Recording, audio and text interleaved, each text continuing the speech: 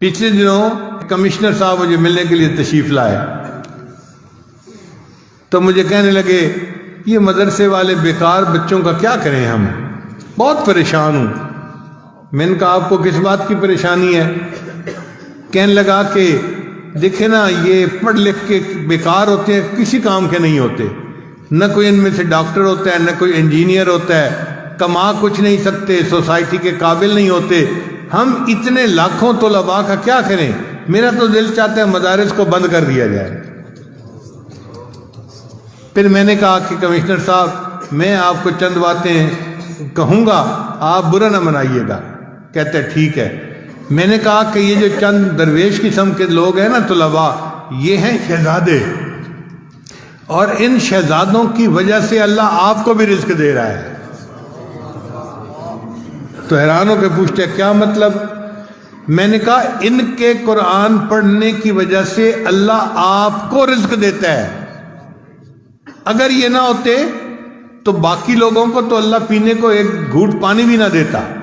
حدیث مبارکہ میں ہے کچھ اللہ کے بندے ایسے ہوتے ہیں وَبِهِمْ يُنْصَرُونَ، اللہ ان کے ذریعے باقیوں کی مدد کرتے ہیں۔ وَبِهِمْ يُمْطَرُونَ، ان کے صدقے اللہ بارشیں برساتے ہیں۔ وَبِهِمْ يُرْزَقُونَ، اور ان کی وجہ سے اللہ باقیوں کو بھی رزق عطا فرما دیتے ہیں۔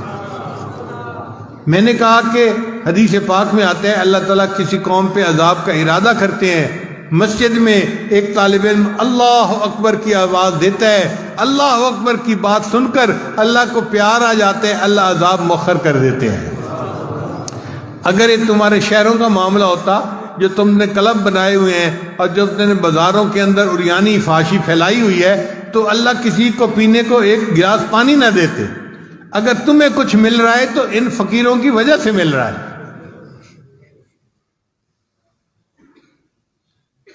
تو اب ان کو تھوڑا دماغ میں بات آئی۔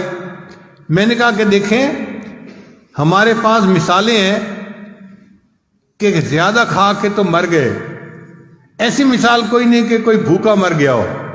میں نے کہا کمشنر صاحب آپ کا اتنا بڑا ایریا ہے، آپ فیصل آباد، جھنگ، فلاں، ٹوبہ، اتنے ضلعوں کے کمشنر ہیں، ڈپٹی کمشنر کے بھی اوپر۔ اب آپ مجھے بتائیے آپ نے کبھی سنا ہو کہ کوئی حافظ، کوئی مولوی بھوک پیاس سے مر گیا ہو؟ کہتے نہیں سنا۔ پھر میں نے کہا اچھا میں اب آپ کو ایک بات اور بتاؤں کیا؟ میں نے کہا کہ آپ کی وجہ سے ہمارے پیٹ اللہ نے بڑھا دیے ہیں۔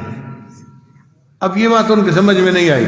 میں نے کہا ہمارے پیٹ اگر لگے ہوتے نا ساز کمر کے تو ہر کسی نے کہنا تھا بیچارے کھانے کو ملتا کچھ نہیں، ہڈی بنے پھرتے ہیں۔ اللہ کہتے ہیں نہیں، یہ پانی بھی پئیں گے تو میں ان کو موٹا بنا دوں گا، تاکہ ان کی شکل دیکھ کے ہی پتہ چل جائے یہ بندہ بھوکا نہیں ہو سکتا۔ میں نے کہا دیکھو ہمارے پیٹ تمہاری وجہ سے بڑے ہوئے ہیں، تم نہ مدرسے والوں پہ اعتراض کرتے تو اللہ ہمیں بھی سمارٹ بنا دیتے۔ پھر میں نے کہا اچھا ہمارے پیٹ بڑے ہوئے ہیں، ذرا آپ پیٹ بڑھا کے دکھائیں۔ تو میں نے کہا ہے کوئی آفیسر جو اپنا پیٹ بڑھا کے دکھائے؟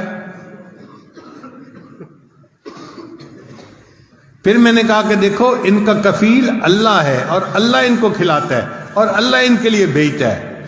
اسی لیے کوئی مدرسے والے کسی گورنمنٹ کے پاس نہیں جاتے جی کہ ہم مجبور ہیں، اب ہمیں آپ سے امداد چاہیے۔ میں نے کہا اپنی امداد رکھیں اپنے پاس، ہمیں بندوں سے کچھ نہیں چاہیے، ہمیں بندوں کا پروردگار دیتا ہے۔ الیس اللہ بکاف عبدا، کیا اللہ اپنے بندے کے لیے کافی نہیں ہے؟ ہم قسم اٹھا کے کہتے ہیں ہمارا اللہ ہمارے لیے کافی ہے۔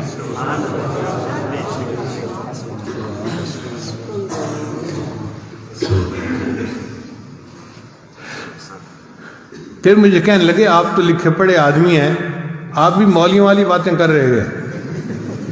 میں نے کہا کہ میں نے آپ کو اب حق بات سمجھا دی ہے تو اب کیا آپ کو سمجھ نہیں آ رہی؟ اچھا میں آپ کو ذرا ایک اور طریقے سے سمجھاتا ہوں۔ میں نے کہا دیکھیں ملک میں انڈسٹری کے گروپ ہوتے ہیں، یہ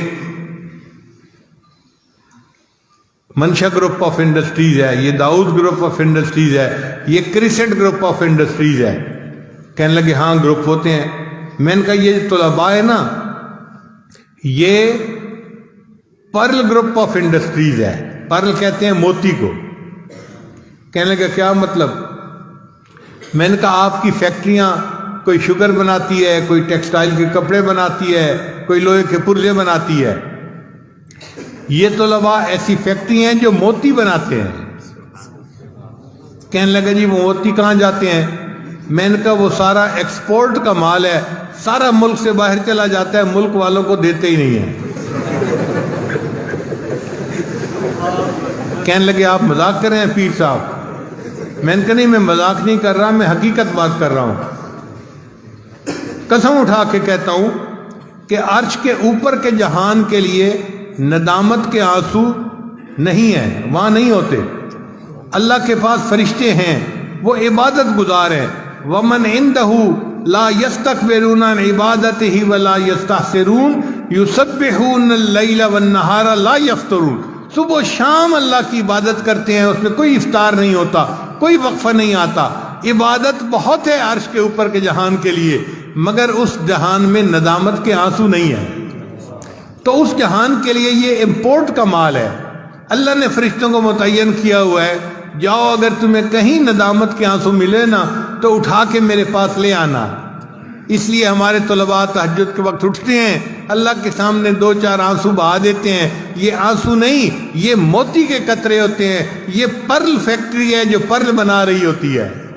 موتی سمجھ کے شان کریمی نے چن لیے، قطرے جو تھے میرے عرق انفعال کے۔ میں نے کہا اللہ ان کے آنسوؤں پہ موتیوں کا بھاؤ لگا دیتے ہیں، ان کی برکت سے پھر باقی ملک کے لوگ بھی روٹیاں کھا رہے ہیں۔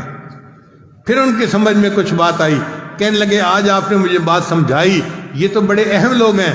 میں نے کہا ہاں، اب جو ہے نا، جب کبھی آپ کسی کے بارے میں سنیں کہ یہ مدرسے کا طالب علم ہے، اس کو اپنے پاس بلایا کریں، اس کے ماتھے کا بوسہ لیا کریں۔ یہ وہ بچہ ہے جس کی وجہ سے تمہاری سیٹ بچی ہوئی ہے، تمہارا ملک بچا ہوا ہے، تمہارا ایمان بچا ہوا ہے، یہ تمہارا محسن ہے۔ تب اس کی سمجھ میں بات آئی، کہنے لگے آپ بات تو ٹھیک کر رہے ہیں۔